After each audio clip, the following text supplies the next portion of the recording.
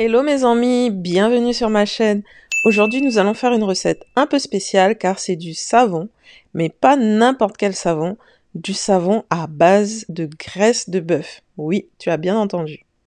L'avantage de la graisse de bœuf, c'est qu'elle est nourrissante pour la peau. Et dans cette recette, j'ai ajouté un peu d'argile verte. Tout d'abord, nous allons faire fondre la graisse de bœuf. Tu peux en trouver dans certains supermarchés.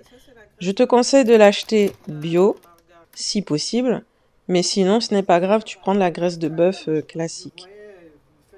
Comme d'habitude, je te laisse le lien vers la recette détaillée en barre d'infos. Maintenant, je vais préparer la soude.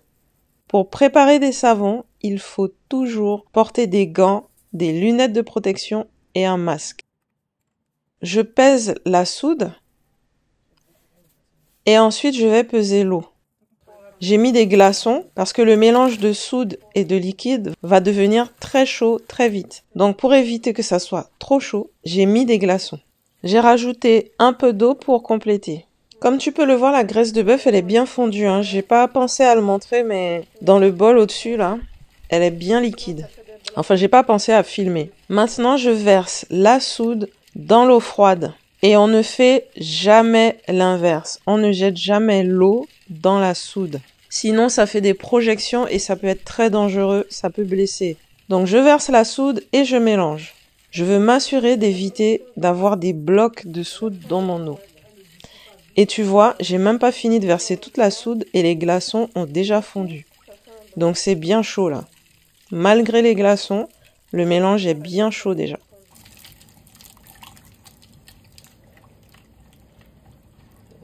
Je contrôle pour voir la température de mon mélange de soude et la température de la graisse de bœuf. Maintenant que les deux sont à la même température, je vais verser la soude dans l'huile. Et je vais mixer jusqu'à la trace, c'est-à-dire jusqu'à obtenir une consistance de crème anglaise. Je sors mon mixeur de temps en temps pour voir la consistance de la pâte à savon.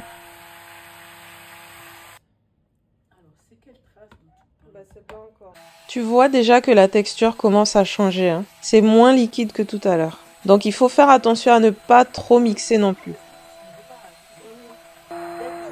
Là, tu vois, quand j'enlève le mixeur, on voit que ça laisse une trace dans la pâte.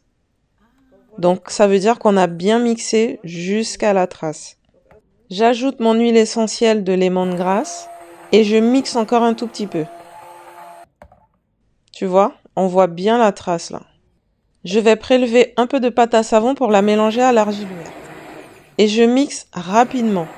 Comme ça, je pourrai faire un beau motif dans mon savon. Maintenant, je vais pouvoir couler le savon dans le moule. J'ai volontairement mis moins d'argile que de savon nature, mais tu peux faire moitié-moitié. Et je verse en alternance le savon nature et le savon à l'argile.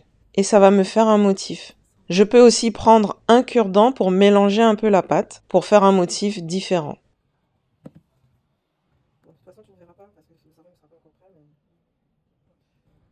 Je tapote un peu le moule pour faire échapper les bulles d'air.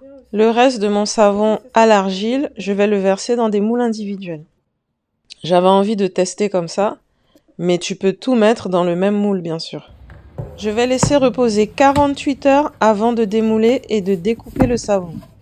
Vraiment désolée, je ne trouve plus le moment de la vidéo où j'ai découpé le savon. Je suis vraiment désolée. Bon, ça sera pour la prochaine fois.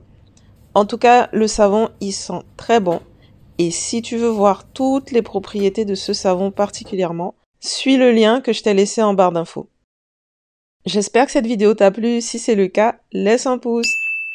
N'hésite pas à me laisser des commentaires. Si tu as des questions, j'y répondrai avec grand plaisir. Et je te dis à très vite dans une nouvelle vidéo. Bye bye!